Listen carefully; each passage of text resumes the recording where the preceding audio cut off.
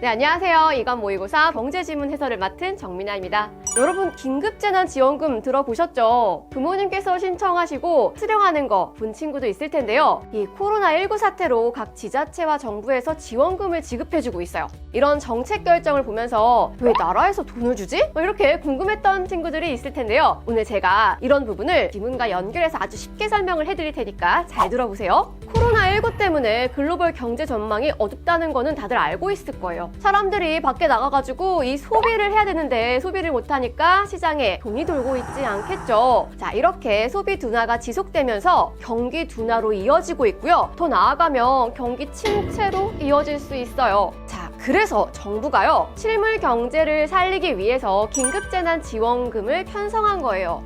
그러면 정부가 돈을 주면 실물 경제가 살아나나? 이런 생각을 할 수 있는데요. 생각해보세요. 여러분이 재난지원금 100만 원을 받았어요. 생각만 해도 참 좋죠? 은행에 입금을 하려고 보니까 여러분도 아마 알고 있죠? 요즘 은행의 예금 이자율이 약 1%대예요. 100만 원 넣어두면 1년에 고작 10,000원 정도. 1년에 10,000원이에요. 한 달에 10,000원이 아니라. 안 되겠다라는 생각이 들어서 이 돈을 삼성에 투자했어요. 20주 정도를 샀다고 칠게요. 이자율이 낮은 바람에 여러분뿐만 아니라 투자자들이 몰릴 거예요. 자, 그렇게 투자를 받은 회사는 더 많은 물건을 생산하기 위해서 고용을 늘릴 거고요. 자, 이렇게 고용된 사람들은 월급을 받아서 그걸 소비하겠죠. 자, 이런 원리랑 비슷한 개념이 바로 승수효과라는 거예요. 2의 2승은 4, 2의 3승은 8. 들어봤죠? 거기서의 이 승 개념으로 이해하면 아주 쉬워요. 자, 승수효과 제가 쉽게 설명해 드릴게요. 국민들이 평균적으로 소득의 80%를 소비하고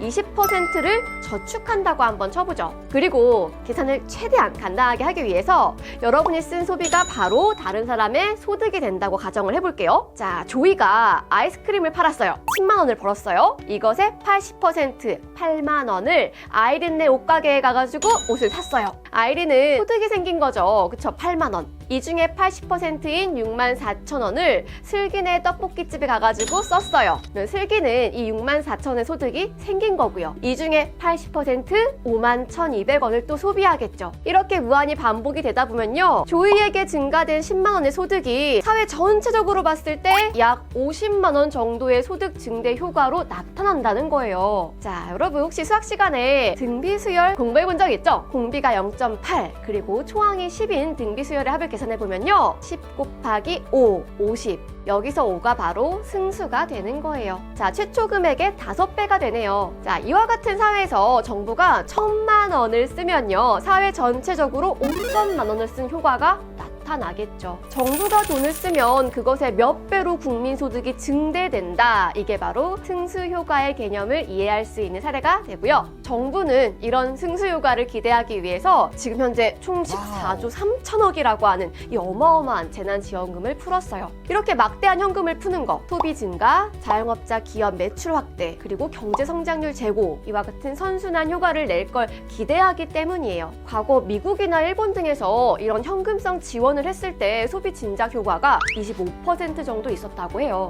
이렇듯 국민 소득이 계속 감소하는 경제 침체기에 정부는 재정 정책이나 통화 정책을 시행해서 국민 소득을 증가시키려고 하는데요. 자, 재정 정책은요, 정부 주도하에 재정 지출을 늘려서 소비와 투자를 늘리는 걸 의미해요. 긴급재난지원금 지급이 바로 여기에 해당한다고 보겠죠. 자, 통화 정책은 중앙은행이 통화량을 늘려서 이자율을 낮추고요, 그리고 민간 투자를 촉진하는 것을 뜻하는데요. 경기 부양을 할 때 과연 어떤 정책이 더 효과적일지 논쟁이 있겠죠. 재정 정책이냐, 통화 정책이냐, 이 효과에 대한 논란, 오늘 지문에서 다루고 있는 ISLM 모델로 알 수 있는데요. 자, 한번 살펴볼게요. 실물 시장의 균형은 기본적으로 총 수요와 총 공급이 일치하는 지점에서 결정이 돼요. 총 수요라고 하는 건 가계 소비, 기업 투자의 합, 그리고 총 공급은요, 소비, 저축, 이걸 합한 걸로 국민 소득을 뜻하고요. 자, 바로 이 지점에서 실물 시장의 균형이 이루어지는데요. 이 지점은 바로 투자와 저축이 균형을 이루는 지점이에요.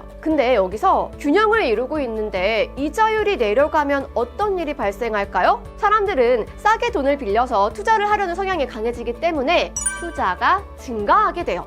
예금자는 이자가 작아지면 작아질수록 예금으로 수익을 얻으려고 하기보다는 주식 투자, 소비 이런 걸 할 가능성이 높아지겠죠. 주식 투자가 증가하면 할수록 기업은 주식을 통한 자본 조달이 쉬워지고요. 기업은 자본 조달을 하는 데 있어서 좀 더 낮은 비용을 들여도 되니까 이익이 증가하게 되겠죠. 그러면 투자, 고용, 연구 개발에 좀 더 많은 금액을 투입할 수 있겠고요. 세금도 더 많이 낼 수 있으니까 긍정적인 효과가 나타나겠죠. 자, 이렇듯 승수효가 이걸 나타내서 총수요를 더 크게 증대시키고요. 이렇게 국민소득이 더 증대되는 거예요. 자, 국민소득이 증대되면 다시 저축이 증가하고요. 그 저축 증가분이 투자의 증가분과 같아질 때 실물시장은 새로운 균형에 도달하게 돼요. 자, 이렇게 실물시장의 균형을 이루는 이자율과 국민소득의 조합을 이자율을 요 세로축으로 하고 국민소득을 가로축으로 하는 평면에 나타낸 것. 이게 바로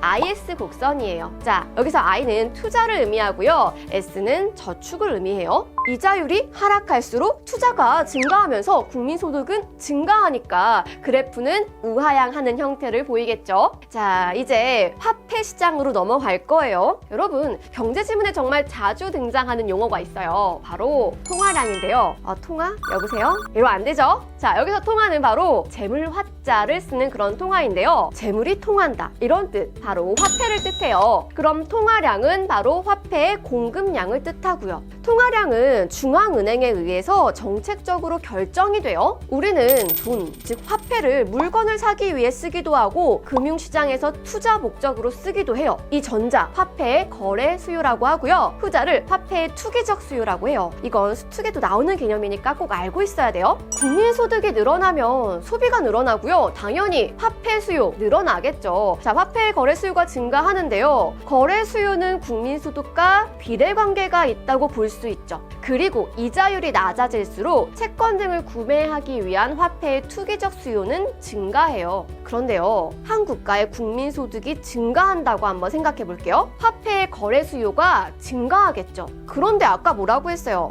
화폐 공급량은 정해져 있다고 했었죠. 이 화폐의 공급과 수요가 일치하려면은 화폐의 투기적 수요가 감소되어야 돼요. 그 과정에서 이자율이 상승하게 되고요. 이렇게 국민소득이 화폐 거래 수요에 미치는 영향과 이자율이 화폐 투기적 수요에 미치는 영향의 이 상대적 비율에 의해서 결정되는 게 바로 LM 곡선이에요. LM 곡선? 네, 여기서 L은 유동성 선호라는 뜻이고요. M은 화폐 공급을 뜻해요. 조금 어렵죠? 자, 이렇게 국민소득이 증가할 때 화폐의 투기적 수요를 감소하는 과정에서 이자율이 상승하게 되니까 LM 곡선은요, 우상향하는 그런 형태를 띠게 되는 거예요. 그리고 IS 곡선과 LM 곡선이 교차점에서 이 실물 시장과 화폐 시장이 동시에 균형을 이루는 바로 일반 균형이 성립하게 되는 거고요. 자, 이걸 바탕으로 다문단에서 설명하고 있는 케인즈와 프리드먼의 견해를 살펴볼게요. 비교하면서 이해하셨어야 돼요. 우선 케인즈는요, 경기 침체기에 기업들이 미래 전망을 어둡게 보기 때문에 아무리 이자율이 하락하여도 투자는 별로 증가하지 않는다고 했어요.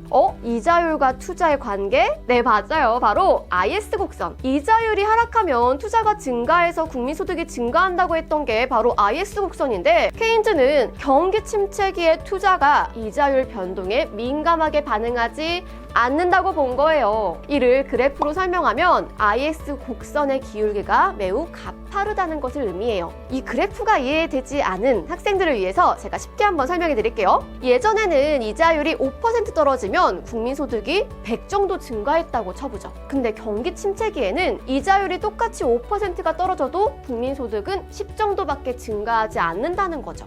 반면에요, 이자율 변화에 대한 화폐의 투기적 수요는 매우 커요. 이를 그래프로 설명하면 LM 곡선의 기울기가 매우 완만한 형태로 보이는 거고요. 그래프의 기울기가 또 완만해? 이건 또 뭐지? 자, 간단하게 숫자로 또 설명해 드릴게요. 예전에는 이자율이 5% 상승했어요. 국민소득이 100 정도 상승했었죠. 그래프 기울기가 완만해지면요, 이 이자율이 5% 상승했을 때 국민소득은 200이 상승한다는 거죠. 따라서 케인즈는 경기 침체기에 국민소득 국민소득을 증가시키는데 정부의 재정 지출 동대를 통해서 IS 곡선을 우측으로 이동시키는 확대 재정 정책이 더 효과적이라고 주장했어요. 지금까지 바로 케인즈였고요. 이제 프리드먼의 견해를 살펴볼게요. 케인즈의 견해를 설명한 그 부분을 거의 반대로 이해하면 되는데요. 프리드먼은 IS 곡선의 기울기가 수평에 가깝고 LM 곡선의 기울기가 수직에 가깝다고 보았어요. 그래서 이자율이 조금만 하락해도 수평에 가까운 IS 곡선의 기울기를 떠올려 보면 이자율이 조금 하락했을 때 투자가 크게 증가해서 국민소득이 크게 증가한다고 본 거예요. 프리드먼은 재정 정책이 단기적으로 봤을 때는 효과적일 수 있겠지만 이자율이 상승해서 투자가 위축되는 바람에 그 효과가 사라져 버리니까 LM 곡선을 우측으로 이동시키는 확대 통화 정책이 경기 침체기에서는 더 효과적이라고 주장을 한 거고요. 자, 이렇게 지문을 살펴봤고요. 이제 까다로웠던 문제를 같이 풀어볼게요. 먼저 40번인데요. 기억은 IS 곡선과 관련된 실물 시장이에요. 니은은 LM 곡선과 관련된 화폐 시장이고요. 1번, IS 곡선에서는 이자율이 하락하면 투자가 증가해서 국민소득이 증가하죠. 적절한 거고요. 자, 2번이에요. 화폐 시장에서는 화폐 수요를 이루는 구성 요소, 즉 거래 수요와 투기 수요의 비중의 변화가 이자율의 변화를 야기한다고 했어요. 적절합니다.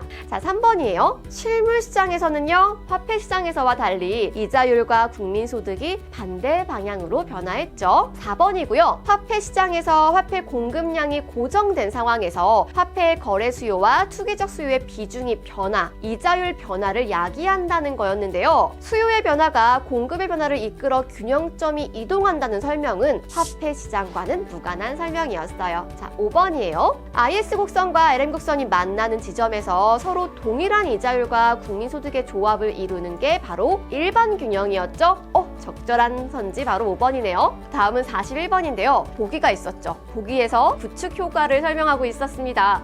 구축 효과까지 나오다니 힘드셨을 것 같은데요. 한번 이해해보죠. 정부의 재정 지출이 이자율 상승을 가지고 와서 투자가 위축되어 총수요가 감소한다고 정리할 수 있는 게 바로 구축 효과였습니다. 이거 바탕으로 한번 선지 판단해보죠. 1번, 정부가 재정 지출을 늘려도 LM 곡선의 기울기가 완만하다면 구축 효과가 크게 나타나겠군.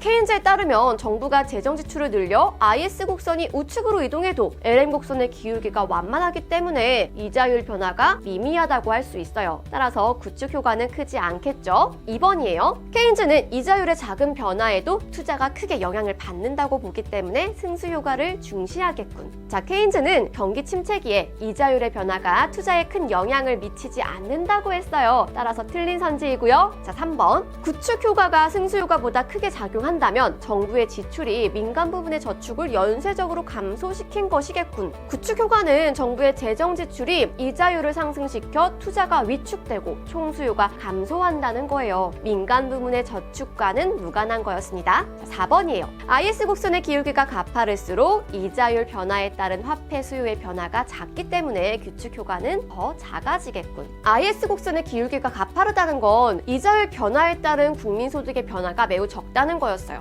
IS 곡선은 화폐 수요 변화와 관련이 없죠. 따라서 틀린 선지이고요. 자, 5번이에요. 정부가 확대 재정 정책과 확대 통화 정책을 동시에 수행하면 승수 효과를 일으키면서도 구축 효과는 방지할 수 있겠군. 확대 재정 정책을 통해 승수 효과를 일으켜 국민소득이 증가할 것이고요. 확대 통화 정책으로 통해 이자율이 상승하는 것을 막아서 이자율 상승, 투자가 위축되는 구축 효과를 방지할 수 있겠죠. 정답이네요. 네, 지금까지 이건 모의고사 경제지문의 해설을 맡은 정민아였고요. 국어는 이감 아시죠? 좋아요, 구독 부탁합니다.